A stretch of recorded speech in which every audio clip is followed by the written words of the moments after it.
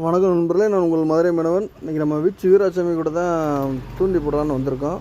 நம்ம திருப்புறம்ன்ற தெங்காய் கம்மையெல்லாம் போட்டு பிடிச்சிக்கிருக்காரு. நல்லா ஜிலேபியாக கிடைக்குது, வாங்க நண்பாண்டார். வரதுக்கு முன்னாடி ஜிலேபி ஒரு விராலாம் காக்கில் பிடிச்சி அண்ணன்ட்ட கொடுத்து விட்டார். பார்த்தேன். சரி, இப்போ நண்பர் இங்கே நல்லா பிடிப்பார் அப்படின்னு சொல்லி வந்து எடுத்துக்கிறீங்க.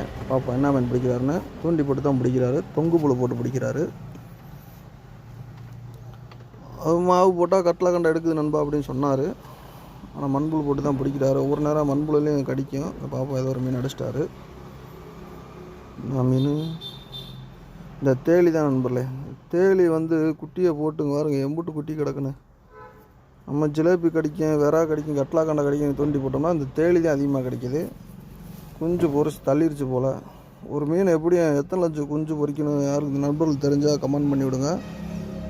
எது எங்கே தூண்டி போட்டாலும் இதாக தான் கிடைக்கிது. இந்த ஜிலேபி மீன் இதான் நம்ம தூண்டி போட்டால் கடிக்கும். இப்போ அதிகமாக இதான் கிடைக்கிது, ஜிலேபி கடிக்க மாட்டுது. மறுபடியும் இதை வெறாக்குட்டியா, மறுபடியும் அந்த தேலி தான் நண்பர்களே. தேலியாக தான் குட்டியை போட்டு தள்ளி இருக்கு நண்பர்களே. பாருங்க எம்பிட்டு தேலி குஞ்சு. இந்த இடத்துல நாட்டு மீன் தான் அதிகமாக பிடிப்போம். ஃபுல்லாக இப்போ இந்த தேலி தான் அதிகமாக கிடைக்கிது. நம்ம சேனலை பார்க்காம பாருங்கள், சப்ஸ்கிரைப் பண்ணுங்கள், பெல் பட்டனை தட்டி விடுங்க. நன்றி, வணக்கம்.